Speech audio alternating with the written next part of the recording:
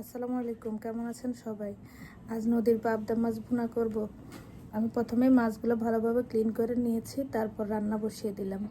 প্যানে তেল দিয়ে তেল গরম হলে পেঁয়াজ, কাঁচামরিচ আর একটু রসুন বাটা দিয়ে দিচ্ছি। এরপর স্বাদ মতো গুঁড়া মশলাগুলো আমি এক একে দিয়ে মশলাটা একটু কষিয়ে নিয়েছি।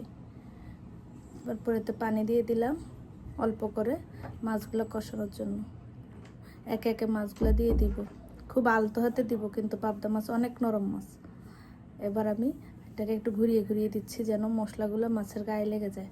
তারপর একটু কষিয়ে আমি এতে রান্নার পানিটা দিয়ে দিলাম। এরপর আমার মাছটা রান্না মোটামুটি হয়ে গিয়েছে, একটু নেড়ে দিলাম। দিয়ে আমি এবার কাঁচামরিচ আর ধনেপাতা দিয়ে মাছটা নামিয়ে নেব। কেমন হলো জানাবেন কিন্তু। আল্লাহ হাফেজ।